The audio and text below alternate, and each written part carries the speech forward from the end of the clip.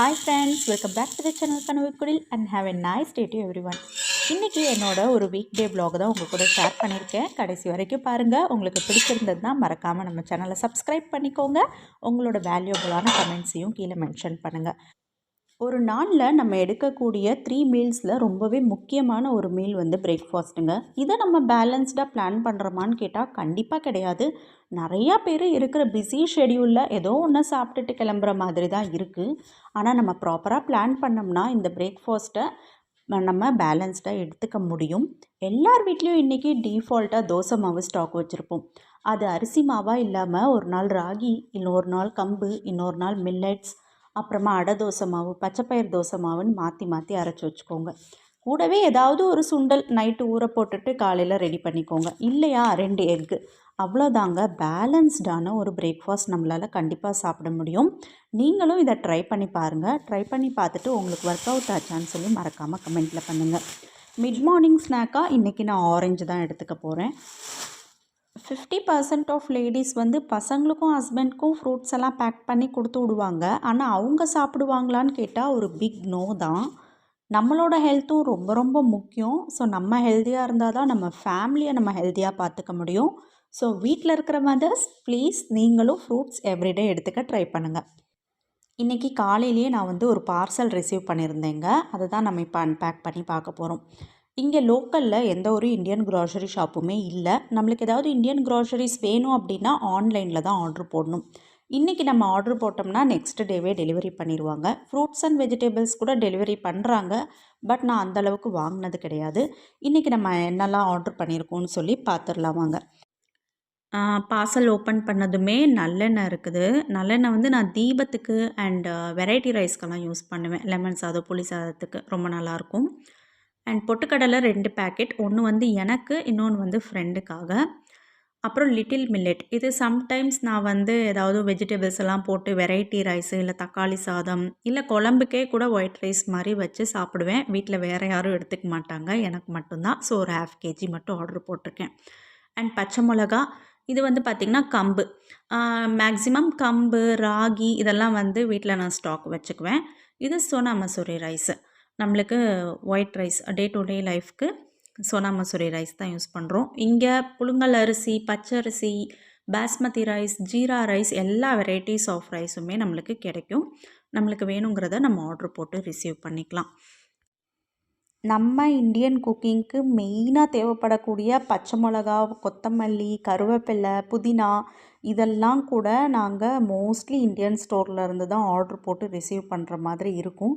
புதினா அண்ட் கொத்தமல்லி வந்து இங்கே இருக்கிற சில சூப்பர் மார்க்கெட்ஸில் கிடைக்கும். ஆனால் குவான்டிட்டி ரொம்பவே கம்மியாக இருக்கும். அதே மாதிரி அந்த நம்ம ஊர் அந்த ஃப்ளேவர் வாசம் அந்தளவுக்கு இருக்காது. பச்சை மிளகா மெயினாக நாங்கள் இந்தியன் ஸ்டோரில் தாங்க வாங்கிகிட்ருக்கோம். ஏன்னா இங்கே பச்சை மிளகா கிடைக்கும். பட் அது சுத்தமாக காரமே இருக்காது. அதை யூஸ் பண்ணுறதுக்கு பெசாமலே இருக்கலாம் அப்படிங்கிற மாதிரி தான் இருக்கும். ஸோ மெயினாக எப்போ நான் க்ராசரிஸ் ஆர்டர் போடுறதா இருந்தாலும் சரி, பச்சை மிளகா ஆர்டர் போட்டு வாங்கிடுவேன். ஸோ வந்த க்ரீன் சில்லிஸ் எல்லாமே நல்லா வாஷ் பண்ணி இந்த பிளேட்டில் வச்சு ட்ரை பண்ணிட்டேன். ஸோ ஈரமெல்லாம் இல்லாமல் நல்லாவே ட்ரை ஆகிடுச்சு. அண்ட் டொமேட்டோ தொக்குக்கு வந்து பார்த்திங்கன்னா டொமேட்டோஸையும் நல்லா நேற்று ஈவினிங்கே வாஷ் பண்ணி ட்ரை பண்ணி வச்சாச்சு. ஏன்னா தக்காளிஸ் வந்து பார்த்திங்கன்னா நிறையா வாங்கிட்டு வந்திருந்தேன். கொஞ்சம் கெட்டு போகிற ஸ்டேஜுக்கு வந்துருச்சு. பார்த்திங்கன்னா தெரியும் உங்களுக்கேமோ. ஸோ கொஞ்சம் இருக்கிற தக்காளியவாச்சும் சேவ் பண்ணலாமே அப்படின்னு சொல்லிட்டு இதை தொக்கு பண்ணிடலான்னு சொல்லி ரெடி பண்ணிக்கிட்டு இருக்கேன். பச்சை மிளகா வந்து காம்பெல்லாம் கில் பண்ணிவிட்டு நல்லா ட்ரை பண்ணிவிட்டு ஒரு டிஷ்யூ போட்டு பாக்ஸில் நீங்கள் ஸ்டோர் பண்ணிட்டீங்கன்னா ஃப்ரிட்ஜில் 1 month வரைக்கும் இதே ஃப்ரெஷ்னஸோடு அப்படியே இருக்குங்க.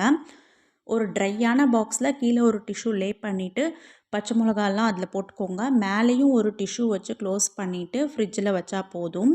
2 weeks ஒன்ஸ் மட்டும் நம்ம அந்த டிஷ்யூவை சேஞ்ச் பண்ணிடணும்.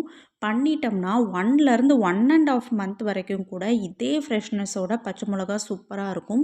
சிலர் வந்து இங்கே ஃப்ரீசரில் ஸ்டோர் பண்ணுறாங்க. பட் நான் ஃப்ரீசரில் ஸ்டோர் பண்ணதில்லை. ஃப்ரிட்ஜ்லேயே ரொம்ப ஃப்ரெஷ்ஷாக இருக்குது. பிகினர்ஸ் யாராவது இருந்தீங்கன்னா கண்டிப்பாக இந்த ட்ரிப்பை ட்ரை பண்ணி பாருங்கள். உங்களுக்கு யூஸ்ஃபுல்லாக இருக்கும். காலையிலேயே கொஞ்சம் பொமோக்ரானேட் எல்லாம் உரித்து ஃப்ரிட்ஜில் வச்சுருந்தேன். பசங்க வர்றப்ப ஜூஸ் போட்டு கொடுக்கலான்னு சொல்லி இப்போ எடுத்து வெளியில் வச்சுருக்கேன். ஸோ பசங்க வர நேரத்துக்கு இது ரூம் டெம்பரேச்சருக்கு வந்துடும். ஃப்ரெஷ்ஷாக ஜூஸ் போட்டு கொடுத்துடலாம். லஞ்சுக்கு அப்புறமா டின்னருக்கான ப்ரிப்பரேஷனையும் ஸ்டார்ட் பண்ண போகிறேன். இன்றைக்கி நைட்டு வந்து சப்பாத்தி அண்ட் எக் கிரேவி கூடவே பீட்ரூட் பொரியல் தான் செய்ய போகிறேன். சப்பாத்திக்கு வந்து பீட்ரூட்டை நல்லா துருவிட்டு நீங்கள் பொரியல் செஞ்சு சாப்பிட்டு பாருங்கள். ரொம்ப சூப்பராக இருக்கும். எனக்கு ரொம்ப பிடிக்கும். So beetroot and egg gravy தான் இன்றைக்கி சப்பாத்திக்கு செய்ய போகிறேன். மோஸ்ட் ஆஃப் த டைம் ஏதாவது கிரேவி வைக்கிற மாதிரி இருந்தால் நான் மதியமே வச்சுருவேன். நைட்டுக்கு சப்பாத்தியோ தோசையோ சூடாக போட்டுக்கிற மாதிரி தான் பிளான் பண்ணுவேன். ஸோ ஈவினிங் பசங்க வந்ததுக்கப்புறம் அவங்க கூட டைம் ஸ்பெண்ட் பண்ண எனக்கு நிறையா டைம் கிடைக்கும். அவங்களுக்கு ஹோம்ஒர்க் சொல்லி கொடுக்குற நேரத்தில் நைட் என்ன சமைக்கிறது, இதை போய் ரெடி பண்ணணுமே அப்படிங்கிற அந்த டென்ஷன் இல்லாமல் ரொம்ப ரிலாக்ஸ்டாக பசங்களோட டைம் ஸ்பெண்ட் பண்ண முடியும். ஸ்வீட் பொட்டேட்டோ ரொம்பவே ஹெல்த்தியான ஒரு வெஜிடேபிள். ஆனால் எங்கள் வீட்டில் யாருக்குமே அவிச்சு கொடுத்தா சாப்பிட்றதுக்கு பிடிக்காது. அதனால மேக்ஸிமம் நான் சப்பாத்தியோட மிக்ஸ் பண்ணி வீக்லி ஒன்ஸ் கொடுத்துருவேன். அது அவங்களுக்கு தெரியாமலே சாப்பிட்டு முடிச்சுருவாங்க. சில வெஜிடபிள்ஸ் வந்து சிலருக்கு பார்த்து வாங்க தெரியாதுன்னு சொல்லுவாங்க.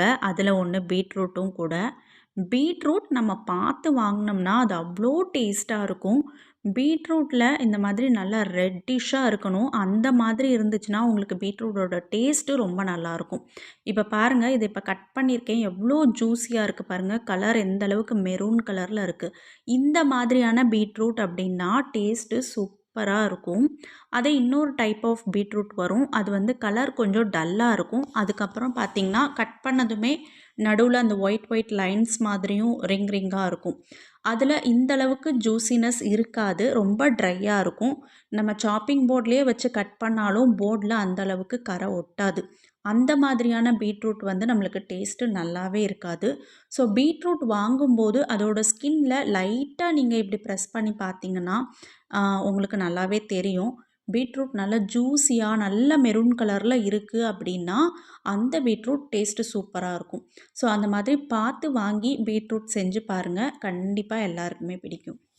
பீட்ரூட் சாப் பண்ணும்போது சாப்பிங் போர்டில் அதோட கரை அப்படியே ஒட்டிக்கும். 2-3 நாள் ஆனாலும் அந்த கரை அப்படியே இருக்கும். இதுக்கு ஒரு டிப் என்னென்னா, பீட்ரூட்டை சாப் பண்ணி முடித்ததும் இமீடியட்டாக நீங்கள் ஒரு பவுலுக்கு ட்ரான்ஸ்ஃபர் பண்ணிவிட்டு உடனே நீங்கள் சோப் போட்டு நல்லா வாஷ் பண்ணிடுங்க. அப்பையும் வந்து பார்த்திங்கன்னா நம்மளுக்கு ஃபுல்லாக அந்த கலர் போயிருக்காது. நீங்கள் அதை என்ன பண்ணணுன்னா உடனே சன் ட்ரை பண்ணணும். நல்ல வெயில் அடிக்கிற இடத்துல அந்த சாப்பிங் போர்டு வச்சிட்டிங்கன்னா அது ட்ரை ஆகி முடிக்கிறதுக்குள்ளே அந்த கரை காணாமல் போயிடும். ஸோ இந்த டிப்பை கண்டிப்பாக யூஸ் பண்ணி பாருங்கள். அப்படியே இந்த எக் கிரேவி ரெசிபியும் உங்கள் கூட ஷேர் பண்ணிடுறேன். ஒரு கடாயை ஹீட் பண்ணிவிட்டு ஒரு 2 டேபிள் ஸ்பூன் ஆயில் ஆட் பண்ணிக்கோங்க. பட்டை, கிராம்பு, ஏலக்காய் அண்ட் பிரியாணி இலை, ஒரு பச்சை மிளகா ஸ்ப்ளிட் பண்ணி ஆட் பண்ணிக்கோங்க. கருவேப்பிலை அண்ட் பொடியாக நறுக்குனா ஒரு பெரிய வெங்காயம், அதை நல்லா சாட்டே பண்ணிக்கோங்க. இது வந்து ஒரு கண்ணாடி பதத்துக்கு மாறினா போதும். ஒரு 1/2 டீஸ்பூன் சால்ட் ஆட் பண்ணிவிட்டு இந்த வெங்காயம் வதங்குறதுக்குள்ளே நம்ம ஒரு மசாலா பேஸ்ட்டையும் ரெடி பண்ணிக்கலாம். ஒரு மிக்சர் ஜார் எடுத்துக்கோங்க. இஞ்சி, பூண்டு, 2 தக்காளி, ஒரு சின்ன வெங்காயம், ஒரு 1/2 டீஸ்பூன் சோம்பு, 1/2 டீஸ்பூன் ஜீரகம் அண்ட் 5-6 மிளகு, பட்டை, கிராம்பு, கல்பாசி, கூடவே ஒரு டேபிள் ஸ்பூன் அளவுக்கு பொட்டுக்கடலை, 1/2 டீஸ்பூன் அளவுக்கு கசகசா, ஒரு 4-5 முந்திரி பருப்பு, அதுக்கப்புறமா ஒரு சில்லு அளவுக்கு தேங்காய். இது எல்லாத்தையுமே ஆட் பண்ணிவிட்டு இதை ஒரு நல்ல ஸ்மூத் பேஸ்ட்டாக அரைச்சி எடுத்துக்கோங்க.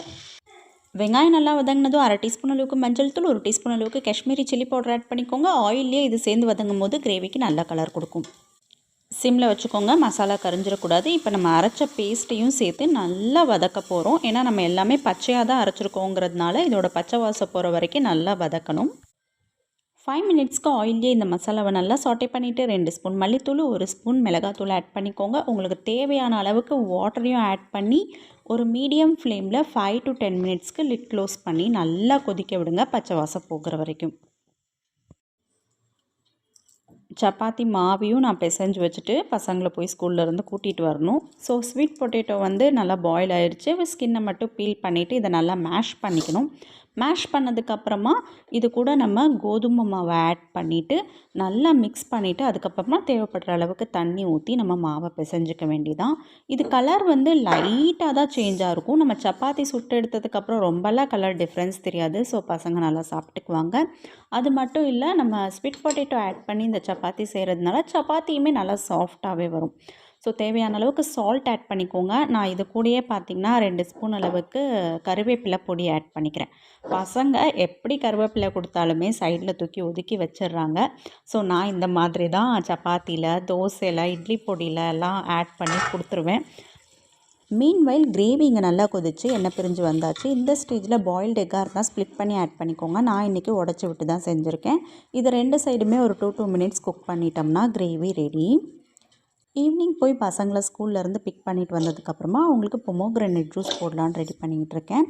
ஈவினிங் மோஸ்ட்லி மில்க்கு ஏதாவது ஸ்நாக்ஸ் தான் கொடுப்பேன். இன்றைக்கி பொமோக்ரனேட் இருந்ததுனால மில்க்கை ஸ்கிப் பண்ணிவிட்டு ஜூஸ் போட்டுக்கிட்டு இருக்கேன். பொமோக்ரனேட் ஸ்வீட்டாக இருந்ததுன்னா நான் சுகர் ஆட் பண்ண மாட்டேன். இந்த பொமோக்ரனேட் நல்லாவே புளிக்குதுங்க. இதை கொண்டு கொடுத்தா பசங்க கண்டிப்பாக குடிக்காதுங்க. ஸோ அதனால ஸ்வீட்னஸ்க்காக சுகர் ஆட் பண்ணிக்கிறேன். நீங்கள் நாட்டு சர்க்கரையில் தேன் கூட கலந்து கொடுக்கலாம். கூடவே கொஞ்சம் பாலையும் ஆட் பண்ணி நல்லா பிளெண்ட் பண்ணி எடுத்துக்கிட்டோம்னா ஜூஸு சூப்பராக ரெடி ஆகிடும். வாட்டர்லாம் எதுவும் ஆட் பண்ணாதீங்க. தேவைப்பட்டால் கொஞ்சம் பால் எக்ஸ்ட்ராவாக சேர்த்துக்கோங்க. ஸோ நல்லா மிக்ஸ் பண்ணிவிட்டு கொண்டு கொடுத்துட்டோம்னா பசங்க குடிச்சிருவாங்க. எனக்கு இந்த பொமோக்ரனேட்டை அப்படியே சாப்பிட்றதுக்கு சுத்தமாக பிடிக்காது. ஸோ மோஸ்ட்லி நானும் ஜூஸாக தான் எடுத்துக்குவேன். உங்களுக்கு இந்த வீடியோ பிடிச்சிருந்ததுன்னா லைக் பண்ணுங்கள். உங்கள் வேல்யூபிளான கமெண்ட்ஸையும் கீழே லீவ் பண்ணுங்கள். தேங்க்ஸ் ஃபார் வாட்சிங். உங்கள் எல்லோரும் இன்னொரு இன்ட்ரெஸ்டிங்கான வீடியோவில் மீட் பண்ணுறேன். பாய்.